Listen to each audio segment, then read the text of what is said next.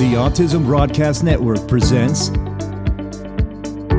the 6th Annual Ask an Aspie, sponsored by South Carolina Autism Society. Hi, my name is Tony Boucher, and welcome to the annual Ask an Aspie Forum, which is sponsored this year by the South Carolina Autism Society as part of their conversations with SCAS, as well as the Autism Broadcast Network, who's recording us today. So I started this panel several years ago thinking it would be a one-off event for parents and professionals just like you. But we got so much positive feedback and people requesting that we do it again and again, so it's become an annual tradition.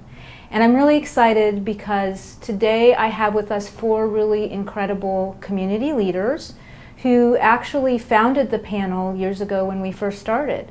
And I'm going to have each of them just do a brief introduction of who they are, and then we're going to just dig right into the questions. So, Will, I'm going to start with you. I'm William Phillips, and I'm interested in self-improvement. I'm Paul Hoover. I'm 30 years old, and my mom passed away from COVID in December, so that has forced me to live on my own, and it's making me learn a lot of valuable life skills. Hi, my name is Melanie Wiley. I'm a graduate student and also a self-advocate and a board member of the South Carolina Autism Society. Hi, my name's Nina. I'm a self-advocate as well and a board member of the South Carolina Autism Society. I also work as an advocate helping people with disabilities. All right, so the first question we have for you is what types of supports and accommodations have been beneficial to you as a person on the spectrum? Paul, did you want to answer that question? Yes, I can answer that question. One thing that really helped me was I had an IEP when I was in school, specifically for math. That was an issue that I struggled with, IEPs. When it comes to my personal life, before my mom passed away, she gave me plenty of time to where I could have my own space to do what I needed to do.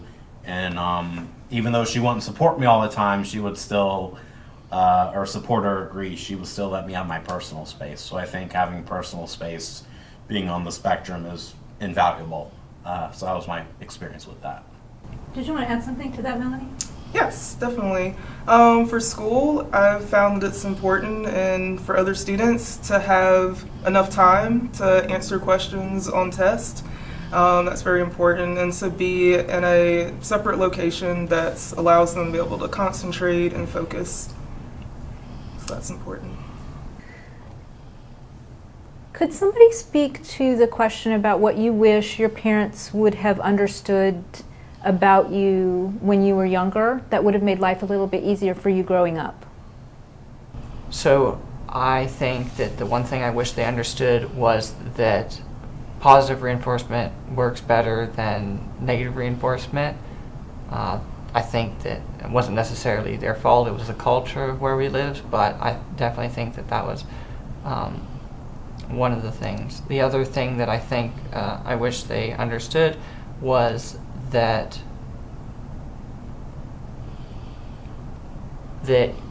I think most people have a budget for criticism, and if we go over our budget, we get too dysregulated, and so making sure that that is conserved and used in useful ways, like to talk about what's going on in school, or because lots of kids don't like talking to their parents, and that can be quite taxing on them. So, yeah. Actually, I think that's really insightful because I loved what you said about budget for criticism, and I think that is an area where when you're just constantly negatively focused on, it really gets hard to get out from underneath that. So I think that's really insightful. I also, I couldn't remember it in the moment, but that people will find areas that are most comforting I wrote it really nicely. Way I said, we will find environments that reflect back to us what we want most comforting. So, you as a parent may not be part of that environment, and they may see it as like something that's dysregulating them, that's novelty. So. Can you give an example of that? Well, so like a frequent thing is my parents would drive me home from school and ask me what's going on with my day. Well, I feel like I was so, I had already spent all my budget on novelty that I was not able to take, because they were asking me things that were not something that was very familiar to me. They were asking me to think about special things that they think about as a parent and not me as a kid, and that was like, I wouldn't be able to do that when talking at home. I feel like it would have probably been better if it was like, if that happened earlier in the day before my budget was spent at school, because I think it is very valuable for them to be able to have that conversation about what's going on in school with their kid. Yeah. Yeah, that makes a lot of sense. So, okay. And I see that with a lot of kids that I work with, that, yeah, by the time that their day is done, they've given everything up for school or for work, and that's it. They don't have anything left. So, Paul, did you want to add to that? In my experience, I wish that my mom better understood. You know, she tried the best that she could, but this idea that I will follow a linear path like other people do, like, you know, you date, get married, have a house, that kind of thing, you know, that was not my experience. I was fortunate in that for the last few years of my mom's life, the past 3 years before she passed away, she came to accept my autism, and so that made a big difference in our lives, and I feel like gave her a sense of peace before she passed away. Not everyone's fortunate to have that experience, but I think the biggest thing for me was, you know, my path wasn't linear. I took a lot of detours that took me to some interesting places, but, you know, I feel it was this idea that we have to do one thing one step at a time, when that wasn't my experience. I mean, I'm finally living on my own. I have a cat. I'm not married. You know, but that's just my life experience. But I feel towards the end of my mom's life that she was better able to understand that about me and my life. Yeah. Thank you, Paul. Could I add something?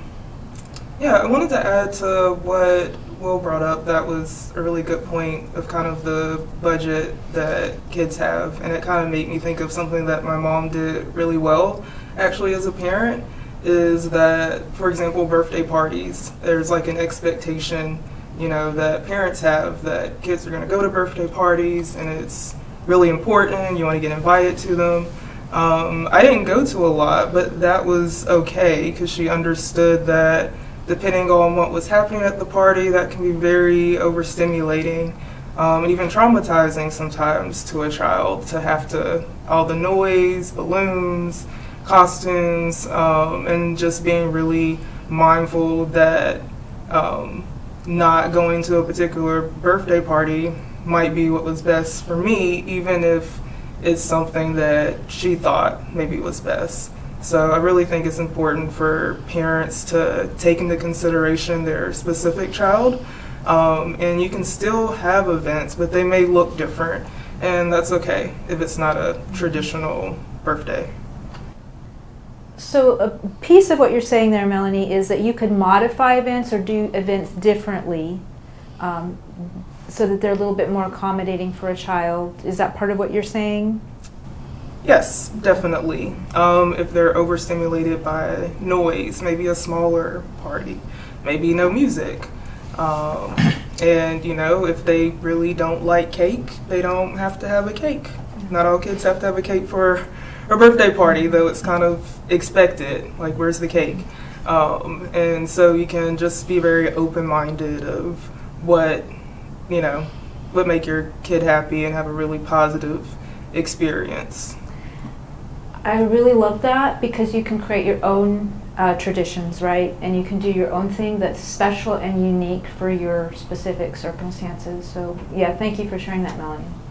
Okay, I'm thinking to share something. Did you want to share? Okay.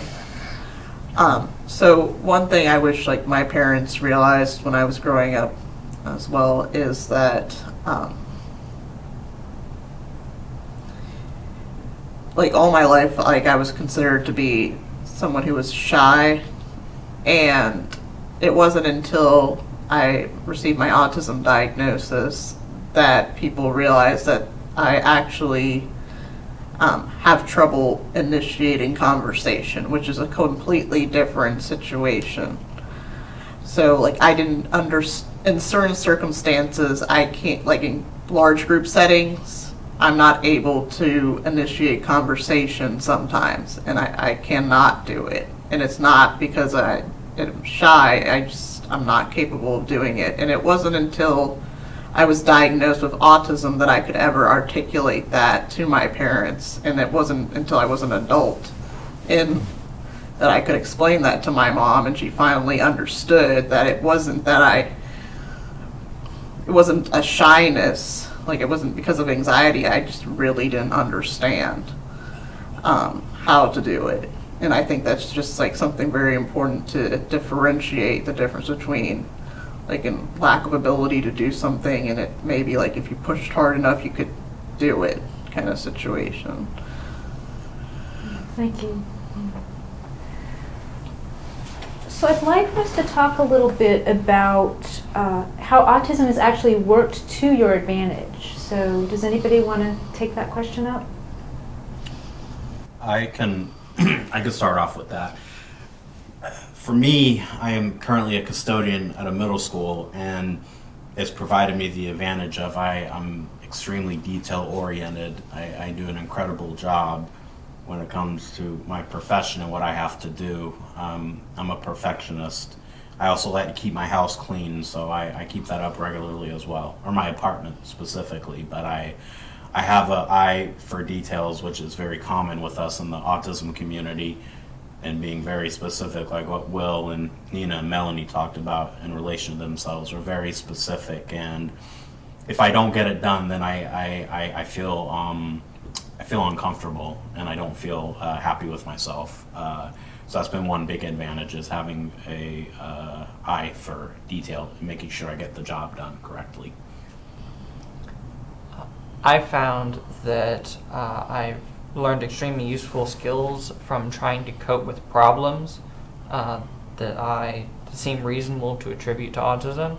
Like, I have really good self-awareness, so I can learn habits very quickly because I will reliably be able to correct myself when I do the thing or not do the thing that I want to be doing. I also find that I have a unique perspective and understanding on things because I have a more logical understanding behind phenomena that would be more cultural normally, but because that's something that's foreign to me, I've had to learn those things in a more logical way, which I think gives me a unique perspective, which I think can be useful. Yeah, and I can add to what Will said. I've had a very similar experience that I think it's a value to have a unique point of view. We have challenges that we have to overcome by being creative, by really being in tune, like Will was saying, to kind of what works best to us, how we perceive the world to work so that we can be effective. And I think that's needed to have someone in a company or in the classroom that has that point of view that others might be missing. And we kind of sometimes we call that neurodiversity, diversity in thought, and it's definitely needed. And I think that's definitely been something that's been an advantage for me.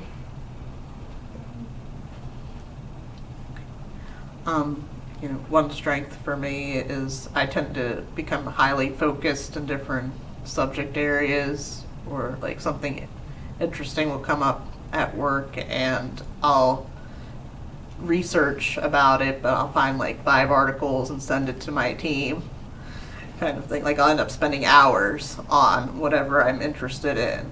So I'm very big into researching, just whatever comes, a topic of interest for me. So I know that about you, Nina.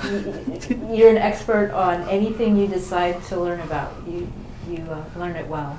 It's true. Yeah. Yes. Yeah. So here is a question that I actually, as a professional in the field, get a lot, and I'm really interested to hear what you guys have to say about this. When should I tell my child about their diagnosis? Paul, do you want to take a crack at that one? Let's see. I feel it's a bit of a loaded question. Not in a bad way, of course, but in that, we all have our opinions on it. For myself, I was diagnosed a few years ago officially. I went to Miss Tony's group beforehand, and that's how I first learned that, wow, I have these tendencies of being on the spectrum before I got my diagnosis. I feel the sooner the better, simply because it's the life of the child. Obviously, being a parent or a brother or a sister or a girlfriend or a boyfriend, you have a stake in that person's life, but ultimately it's my life. It's all of our lives here in this room when it comes to being on the spectrum, and we have the most right, since that's our diagnosis and not yours. So I feel, in my experience, sooner the better, so that way we can better understand why we think the way we do and why we have these tendencies. That's just my experience with that.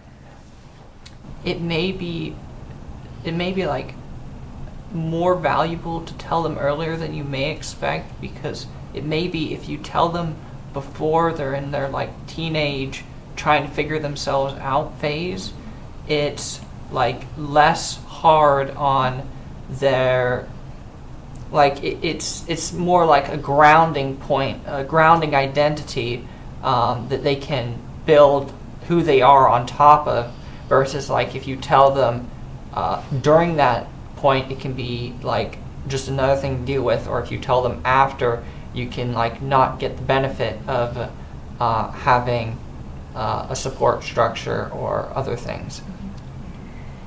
Yeah, well, I think that's actually really insightful, and I'm wondering if you guys have any thoughts about what it means to actually have a culture of autism, or a community of people that are there to support you.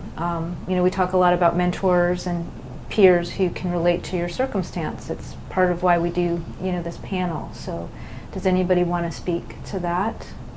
Yeah, definitely. I was actually kind of thinking of this with the question of when do you tell your child that they're on the spectrum?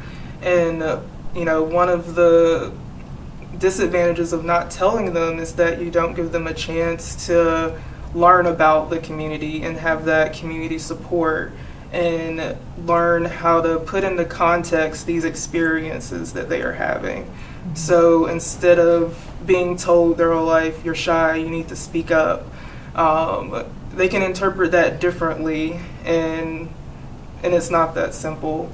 They can learn that maybe they're very observant. They like to really understand what's going on in a conversation, because they're very mindful about what they want to say.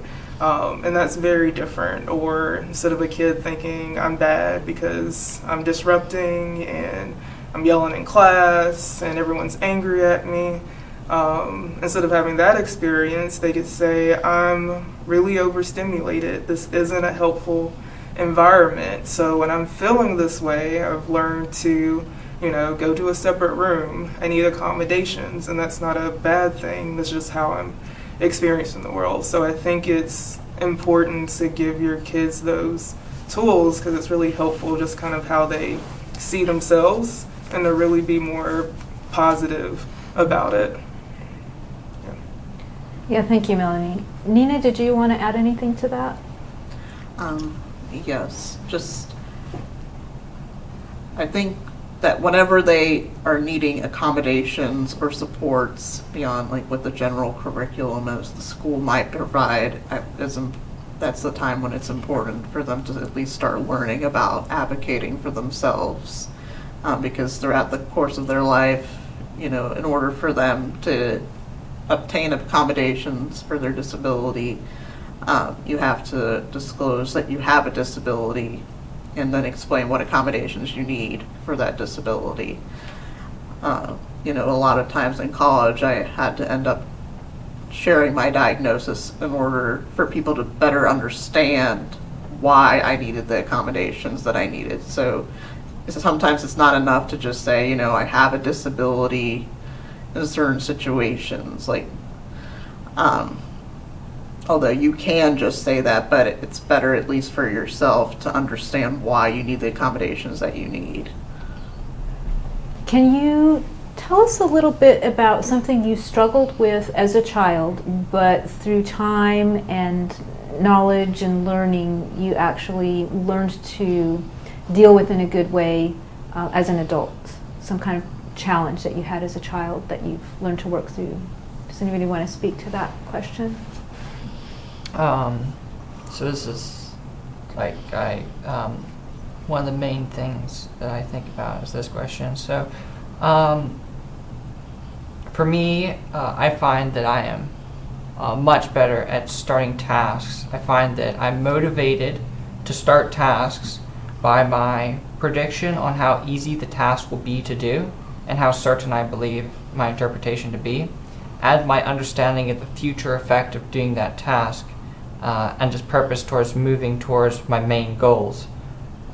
So I find it's easiest to first think about the task's effect on moving towards my goals, and then using that motivation to work on making a better judgment on how easy it will be. Another thing I find that helps me be able to start tasks better, even though it was one of my biggest problems when I was younger, is a general problem that I have, and I think many people have, is that they need to reduce their ambition. You want to make goals, like miniature goals that are challenging, but you want them to be more easily mapped out. I think especially for autistic people, because they have a hard time abstracting, you want to have these smaller goals that are still challenging, but they are less uncertain and are more implementable. And then you repeat that. I love that, Will, because you're talking about something that you found to be a challenge when you were younger, but it's now actually working for you. And I think that we find that a lot as young people grow up, is those very things that we looked at as being problematic or challenging, and as you grow up, they can be your greatest strength. So thank you for sharing that. I've got one other thing that I think, because I think a lot of the things that we struggle with are routines. And the thing with routines is you may feel like, oh, if I do this today, I just have to do it again and again and again, and it's so it's like it feels like it's less rewarding because you don't just get to complete the task and then get the benefit for the rest of eternity or whatever. But the way that I think about starting tasks that are part of routines is the fact that I've done them a lot of times, which I first start doing them in the way I talked about previously, is that once I've done them a lot, I find that my prediction on how easy they are is super low. And taking that into consideration with the fact that if I think about my future goals and the fact that they include this routine, I think that, along with the fact that I have precedent that this should be very easy for me to start, allows me to consistently start routines throughout my day. Paul, did you want to add anything to that for us? I've been processing the question. I always like Will and Nina, Melanie's answers. I always enjoy them. When my mom passed away from COVID in December, it was a huge turning point in that, I've been forced and propelled to do everything on my own now. Like I have to cook my food. I can't keep eating out at McDonald's every night as much as I would like to. I've realized how expensive that is financially, but my sister showed me how to use the laundromat at the apartment, so I'm able to do that now. I was able to do my laundry before, but it's been a change of pace being in the apartment. I'm able to take care of my cat. I took her to a few appointments since my mom passed away. Like Will said, I have my routines as well. I've gotten much better with cooking my food and taking care of myself, and paying bills. That's been a huge thing too. Although the other night I burned my chicken when I was cooking it. My smoke alarm came on and I had to open up my door, but it's a learning process. I'm sure people who aren't on the spectrum deal with that too, but it's not picture perfect, but I am grateful for this experience because it's showing me that I'm capable of more than what I thought initially. So, Thanks, Paul. All right, how can I, as a parent, support my child in making and keeping friends? Melanie, did you want to speak to that question? Not first. Nina? So, I have a little short thing on. Will wants to speak to it, yeah. I think because autistic people have a problem with abstraction, it may be better if you choose or give them more solid things to look for in a friend that you think that would be compatible with them. So, Will, are you talking about things like, when a person's a friend, these are certain guidelines that you would look for in terms of behavior, and what does a friend mean, and what is friendship behavior? Is that what you're talking about? So I'm thinking that for them to have a consistent, for them to have interactions with this friend that last for a while, they need to be quite similar to the friend. And I think finding similarities are probably quite hard for them to do themselves because they can't, because they don't necessarily know that, not only about themselves but about the other person. So if you can give them some insights on you act in this sort of way, like maybe you are a very agreeable person, you should look for a person who acts in this way because they'll be more similar to you, and that gives them a more solid thing to look for, other than because otherwise what are they going to do? They're going to talk to somebody and then somehow through that interaction interpret them as being a good mesh or not. That's so hard to, at least in my understanding, that's so hard to actually do. How would I do that? Versus if you give them something, when you look at your child, they're this way, okay, this is what they should be looking for in a friend, that makes the friend similar to them, because the friend needs to be similar for them to mesh well. Does that make sense? Yeah, I think it does. I think you're talking about compatibility. So is this a person that you're actually going to be compatible with, that you're going to enjoy spending time on based on common interests, based on personality type, temperament, those sort of things. So yeah, thanks for sharing that. Nina, did you want to add anything to that? Well, I was thinking along the lines of supporting maybe a teenager or an adult in making friends and keeping them. Some ideas I've had are, you could encourage that teenager or adult to maybe create their own club.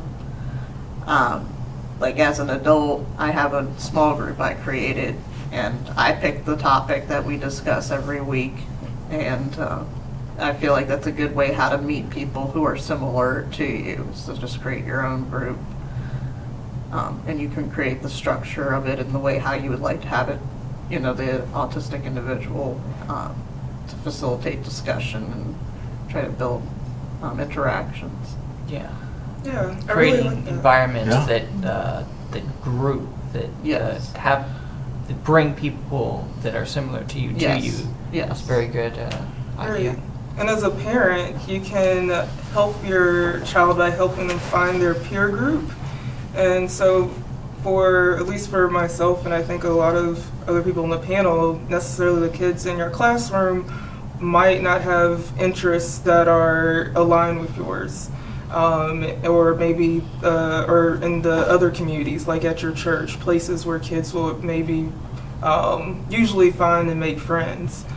So really taking the time to try to learn what special interests, what things excite your child, and helping them find those groups. As like adults, we can do that and go to different events, but as a kid, you're very limited in the different types of kids around you that you have to be able to make friends with. And so they really need the support of their parent to try to expose them to other groups that align with whatever it is they love to do and enjoy to do. Because having a shared interest is just kind of one of the best ways to start a friendship, having that in common. And even just finding that can be difficult just in like school. Yeah, I think that's really true. And another thing I think we need to be doing is teaching our kids what to do in terms of how to act when they're in a situation with other people. It's things you might not even think about, like when I go into a room with a group, do I stand, do I sit, do I wait for somebody to invite me to join the group? When do I talk? When do I listen? All of these things are things I think that a lot of people just take for granted that our folks really need guidance and support in. Will's going to talk about how parents can best support their children. So I think one of the main things that, or a big, something that would be very impactful for you to support your child is I think you and your child should get a Big 5 personality test, like the one on understandmyself.com or anywhere else, so that, because I feel like your ability to, it's already going to be hard for your child to understand other people, and you want them to understand you, and it's going to be hard for you to understand your child, especially if you don't have autism. And taking the Big 5 personality test gives you the insight on your differences, and I feel like minimizing and understanding the how you two are different is very important to how you two are going to mesh, because you need to mesh well. Like that's one, I feel like one of the most important things to help them improve and as a person. I also wanted to mention really quick is I think you should also keep in mind that when your child interacts with you, it can be taxing for them based on how different your personality is from theirs.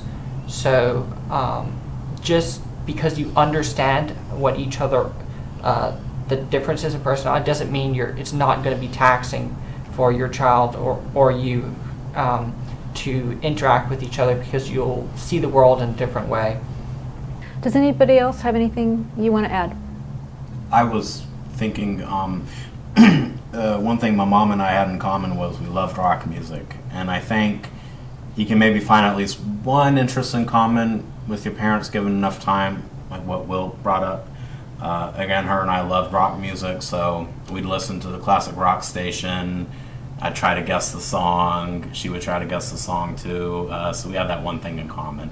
Even if she couldn't relate to my interest in comic books, we could talk about rock music for forever. So I think that's a good point too. You can maybe find at least one thing in common, and then you can expound on that, I think. Yeah. Melanie or Nina, did you have anything else that you wanted to add before we close? I just wanted to add kind of to what Will and Paul was saying about having something in common with your child as a parent. I think that's really important, especially if it's an activity that they're hyper focused on and really excited. Taking time to kind of come into their world and enjoy that and share that moment with them is really important. All right, well then Melanie has an announcement for us before we close. All right. So we want to remind everyone that the South Carolina Autism Society is having a Strides for Autism virtual walk and auction the entire month of April. And the Strides for Autism Facebook Live finale will be on April 24th from 10 a.m. to 11:30 a.m. And we'll have entertainment, education, giveaways, and more. So we hope that you'll tune in for that. On behalf of the panel, I want to thank you for joining us for this discussion. If you have any questions that we didn't get to in our discussion today, feel free to include those in the Facebook Live discussion, and there will be folks there who will do their best to answer your questions there.